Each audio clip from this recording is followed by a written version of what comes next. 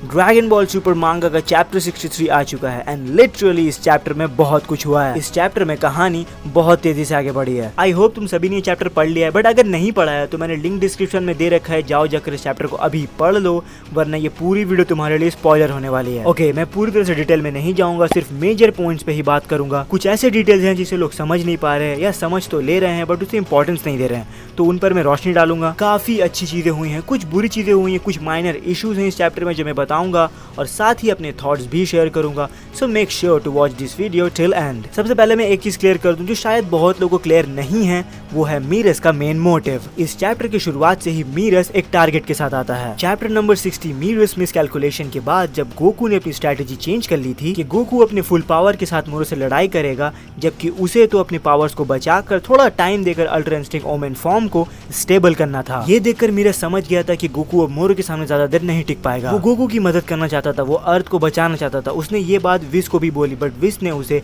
Mortar world में दखलंदाजी देने से साफ साफ मना कर दिया था। उसके बाद से उसके पास सिर्फ एक ही ऑप्शन बचा था, गोकू की ट्रेनिंग पूरी करना, और वही करने वो इस चैप्टर में आया था। जितने कॉन्फिडेंस के साथ उसने ये बोला था कि वो गोकू की ट्रेनिंग पूरी करने आया है, और उस वक्त हालात जैसे थे उसे देखकर तो ऐसा ही लग रहा है कि मीरस एक प्लान के साथ आया था। वो प्लान गोकू की फिजिकल ट्रेनिंग पूरी करना नहीं, बल्कि उसे वो लास्ट पुश देना जिसके कारण मास्टर अल्ट्रा इंस्टिंक्ट फॉर्म बाहर आ जाए। वो मन बना कर आया था शुरुआत से ही, चाहे उसकी खुद की जान ही क्यों ना चली जाए, उसे गोकू का master ultra instinct form trigger करना है। ये सब मैं इसलिए क्लियर कर रहा हूँ बिकॉज बहुत लोगों को लगता है कि मीरस करने कुछ और आया था और कर कुछ और गया। हाँ, ये तो कंफर्म नहीं था कि उसे अपने आप को सैक्रिफाइस करना पड़ जाएगा, बट वो इसके लिए भी तैयार था। अब आते हैं बीरस और विस की तरफ। बहुत लोगों को लग रहा होगा कि बीरस स्टूपिड प्ले कर रहा है, इतना सब कुछ हो चुका है और फिर भी बीरस गोकू और उसके दोस्तों की मदद नहीं कर रहा है। देखो, ये चीज पहले ही क्लियर कर दी गई थी कि बीरस मोरो में इंटरेस्टेड जरा भी नहीं है। अब तुम लोग बोलोगे कि बैटल ऑफ गॉड्स में तो बीरस इधर उधर प्लैनेट्स तबाह करते घूम रहा था,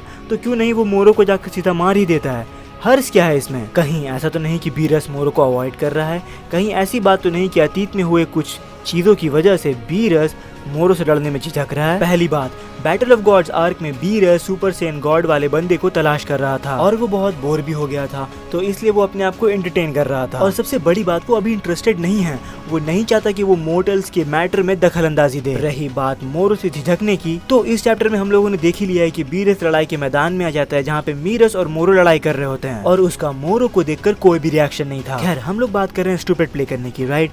तो यहाँ पे थोड़ा सा इनोसेंट और डम्ब विस प्ले कर रहा है। मैं ऐसा क्यों कह रहा हूँ, इसका मेरे पास एक लॉजिकल रीजन है। जब बीरस ने उसे बताया कि मीरस लड़ाई के मैदान में छूट गया है, तो विस ऐसे रिएक्ट करता है जैसे उसे ये बात पता ही नहीं है। और फिर जब मीरस अपने एंजल्स पावर्स को यूज करना शुरू कर देता है, तो बीरस ये सेंस कर लेता है। फिर जब ये बात वो विस को बताता है और पूछता है कि तुम्हारे भाई ने एंजल्स पावर्स को यूज करना शुरू कर दिया है, क्या यह सही रहेगा विस?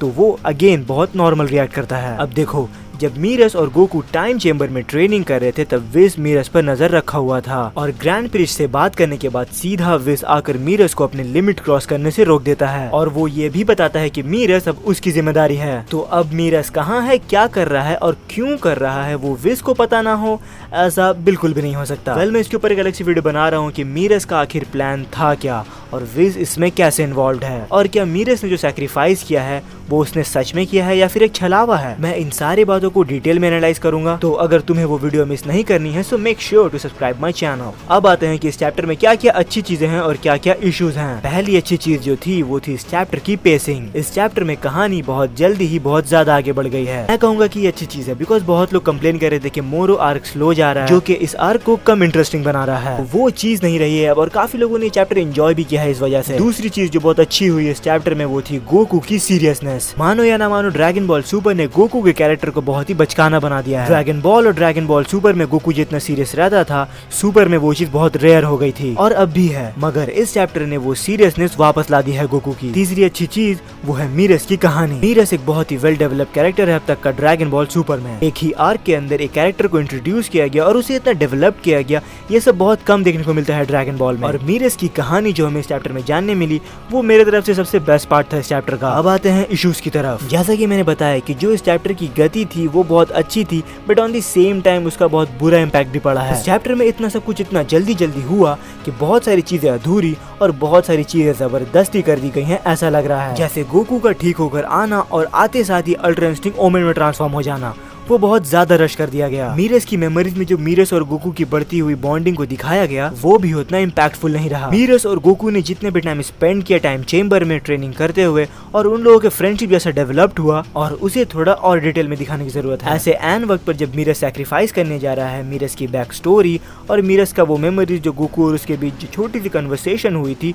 उसे दिखाकर एक्सपेक्ट किया जाए कि लोग मीरस से कनेक्ट करेंगे इतनी जल्दी, तो ऐसा बिल्कुल भी नहीं होने वाला। बिकॉज सब इतना जल्दी किसी कैरेक्टर से नहीं कनेक्ट कर पाते हैं। ये ज्यादा इम्पैक्टफुल तब होता कि जब गोकू और मीरस ट्रेनिंग कर रहे थे तब दिखाया जाता। पैनल्स बहुत ही बोरिंग थे इस चैप्टर के। टोयोटारो ने जो इस चैप्टर में आर्ट डिलीवर किया है वो उस लेवल पे नहीं था जैसा टोयोटारो ने पिछले चैप्टर में डिलीवर किया था। अगर तुम में से किसी ने पिछले चैप्टर की मेरी रिव्यू देखी है तो तुम्हें पता होगा कि मैंने टोयोटारो की तारीफ की थी, क्योंकि लास्ट चैप्टर में जो टोयोटारो ने आर्ट डिलीवर किया था वो Dragon Ball Z in simple Toriyama के आर्ट के बहुत क्लोज था। फाइटिंग मूव्स की बात करें तो वो भी कुछ ज्यादा खास नहीं थी और सबसे ज्यादा जो मुझे डिसअपॉइंटमेंट दी गई वो थी कि वेजिटा आएगा, हार जाएगा and then at the end Goku का मास्टर अल्ट्रन स्टिंग ही हमारे पास लास्ट ऑप्शन बचेगा, जो कि बहुत हद तक पॉसिबल होता हुआ दिख रहा है। आई नो कि ये आर्क अभी खत्म नहीं हुई है, इसलिए मैं अभी किसी भी कंक्लूजन पर नहीं पहुंच रहा हूँ। आई जस्ट होप कि टोयोटारो के पास हमें देने के लिए और भी सरप्राइजेस हो, कहानी जैसी दिख रही है ठीक वैसी खत्म ना हो। एंड आई ऑल्सो होप कि वेजिटा भी ये फाइट आकर ज्वाइन करे, सिर्फ गोकू ये अकेला बंदा ना हो जो मोरो से भी लड़ाई करे, क्योंकि वेजिटा ने फोर्स स्पिरिट फिशन एक लौती चीज नहीं है जो प्लेनेट यार्दाद से सीख के आया था। उसने अपने स्पिरिट पे भी कंट्रोल कर लिया है जिससे उसे बहुत पावर बूस्ट मिला था, तो वो भी अभी देखना बाकी है कि ये स्पिरिट कंट्रोल वेजिटा को क्या क्या एडवांटेजेस देता है। Well that's all are my opinion. Feel free to let me know what you think about this chapter in the comment section. So fellas, that's all I have for you for now.